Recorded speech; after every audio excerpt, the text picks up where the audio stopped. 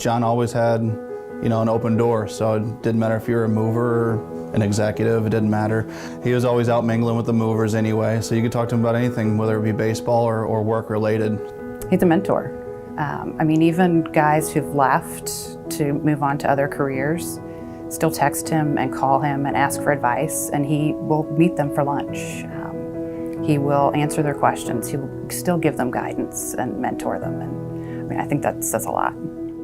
He's helped me develop from a manager into a franchisee. We've been together for nearly 20 years, and from the start, developing as a manager, and then what it takes to be an owner, and then what it takes to be a multi-unit owner, I followed in his footsteps through that whole process, and he's helped me through all those changes. He's taught me to be a better leader by listening and taking it all in and using what you learn from conversations, not only with yourself, just in a group of people maybe, and using those conversations as tools. John measures success by making people around him better, and I think that's one thing that sets him apart from everybody else. He wants to see people grow and have a better life for themselves.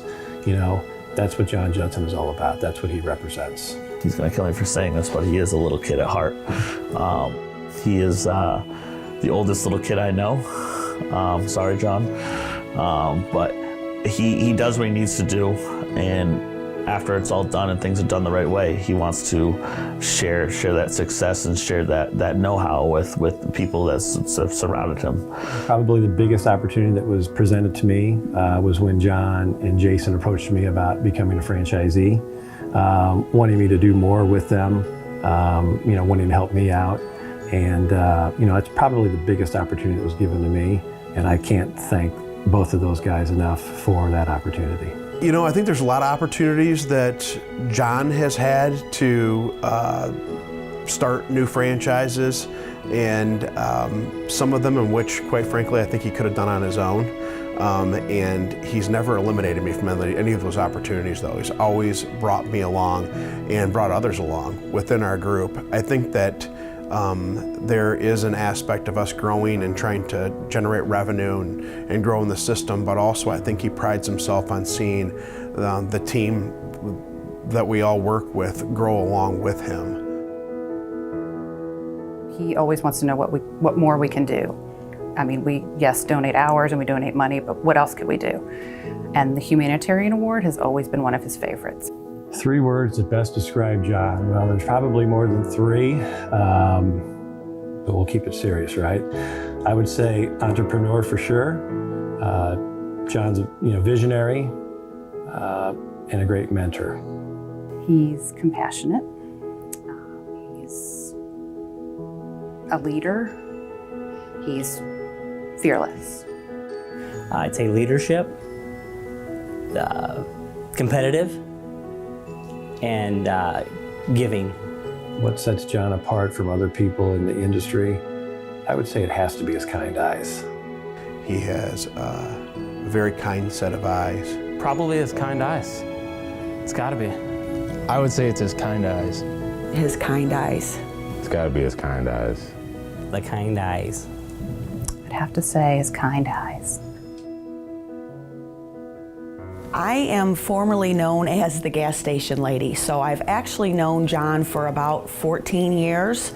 Our relationship for the first 10 years was, I was the gas station lady, 2 Men in a Truck was my customer, and that's how I originally met him. They would come down to my station, get their fuel, coffee, whatever they needed for the day. I was big on making biscuits and gravy and lunch for everybody, and I actually did not know that John owned 2 Men in a Truck for the longest time. He would always come in and talk, and we had a relationship where I would be like, how's everything going? How's your kids, your girls doing?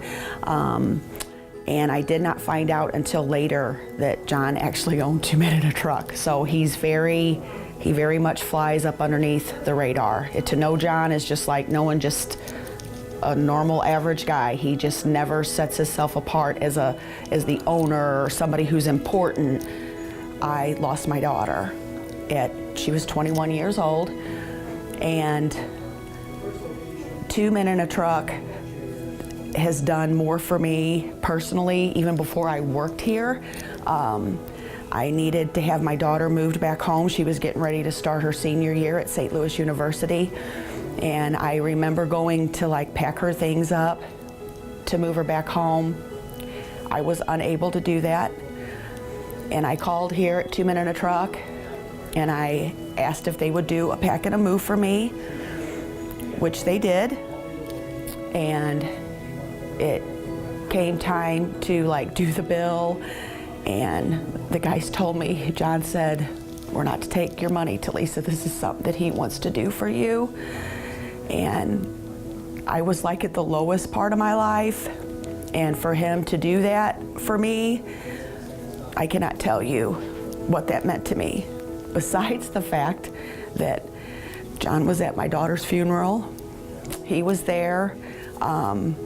It speaks volumes about John and the type of man that he is, for him just to be there.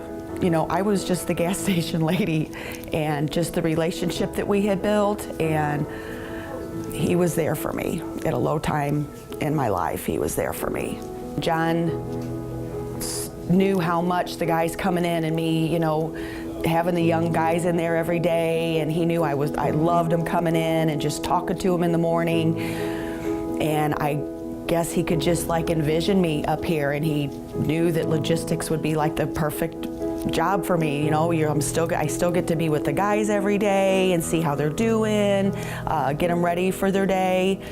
And I would thank him from the bottom of my heart. He's a great man. He's a great man.